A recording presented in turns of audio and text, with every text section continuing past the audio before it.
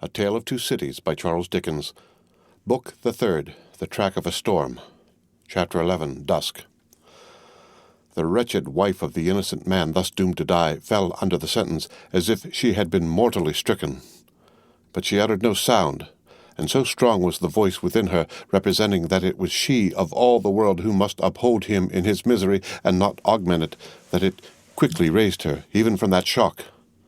The judges, having to take part in a public demonstration out of doors, the tribunal adjourned. The quick noise and movement of the court's emptying itself by many passages had not ceased, when Lucie stood stretching out her arms towards her husband, with nothing in her face but love and consolation. "If I might touch him! If I might embrace him once! Oh, good citizens, if you would have so much compassion for us!" There was but a jailer left, along with two of the four men who had taken him last night, and Barsad.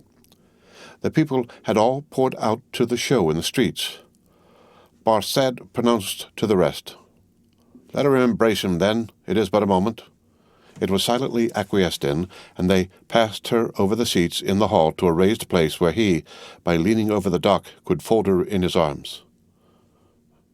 "Farewell, dear, darling of my soul, my parting blessing on my love. We shall meet again where the weary are at rest." They were her husband's words as he held her to his bosom. "I can bear it, dear Charles. I am supported from above. Don't suffer for me. A parting blessing for our child. I send it to her by you. I kiss her by you. I say farewell to her by you." "My husband, no, a moment." He was tearing himself apart from her. "We shall not be separated long. I feel that this will break my heart by and by, but I will do my duty while I can, and when I leave her, God will raise up friends for her as he did for me." Her father had followed her, and would have fallen on his knees to both of them, but that Darnay put out a hand and seized him, crying, "No, no! What have you done? What have you done that you should kneel to us? We know now what a struggle you made of old. We know now what you underwent when you suspected my descent, and when you knew it. We know now the natural antipathy you strove against and conquered for her dear sake. We thank you with all our hearts and all our love and duty. Heaven be with you."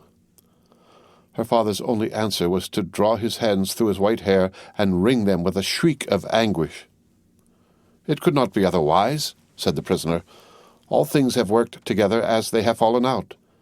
It was the always vain endeavor to discharge my poor mother's trust that first brought my fatal presence near you. Good could never come of such evil. A happier end was not in nature to so unhappy a beginning. Be comforted, and forgive me. Heaven bless you." As he was drawn away, his wife released him and stood looking after him with her hands touching one another in the attitude of prayer, and with a radiant look upon her face, in which there was even a comforting smile. As he went out at the prisoner's door, she turned, laid her head lovingly on her father's breast, tried to speak to him, and fell at his feet. Then, issuing from the obscure corner from which he had never moved, Sidney Carton came and took her up. Only her father and Mr. Lorry were with her.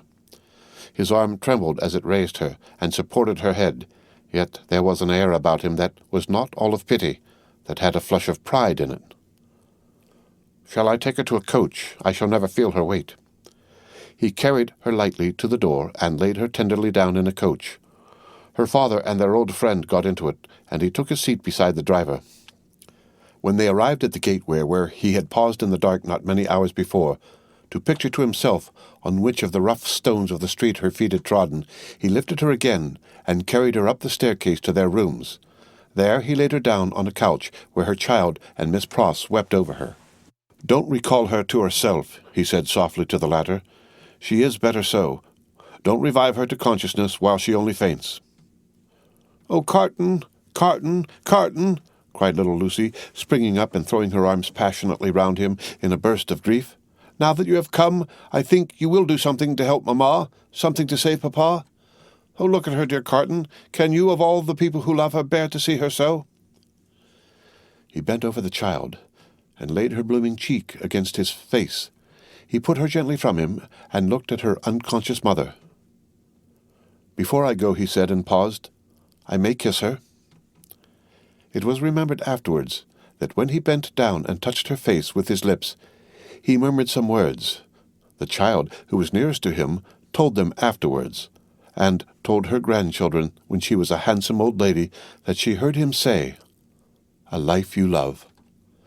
When he had gone out into the next room, he turned suddenly on Mr. Lorry and her father, who were following, and said to the latter, "You had great influence but yesterday, Dr. Manette. Let it at least be tried. These judges and all the men in power are very friendly to you, and very recognizant of your services, are they not?"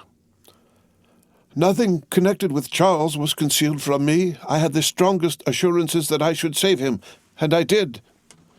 He returned the answer in great trouble and very slowly. "Try them again. The hours between this and tomorrow afternoon are few and short, but try." "I intend to try. I will not rest a moment." "That is well. I have known such energy as yours do great things before now, though never," he added with a smile and a sigh together, "such great things as this. But try. Of little worth as life is when we misuse it. It is worth that effort. It would cost nothing to lay down if it were not." "I will go," said Dr. Manette, "to the prosecutor and the president straight, and I will go to others whom it is better not to name. I will write, too, But stay, there is a celebration in the streets, and no one will be accessible until dark."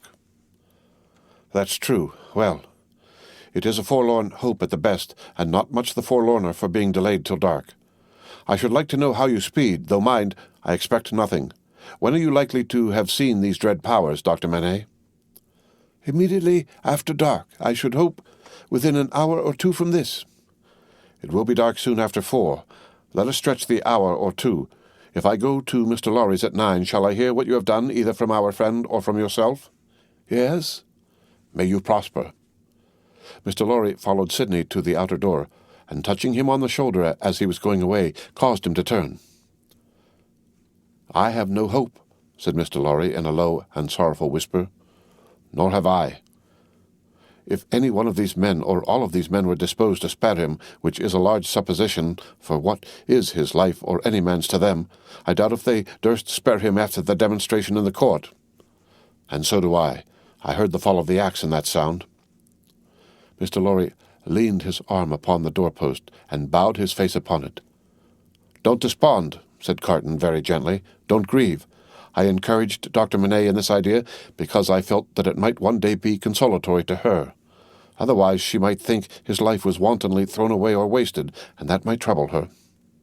Yes, returned Mr. Lorry, drying his eyes. "You are right. But he will perish. There is no real hope."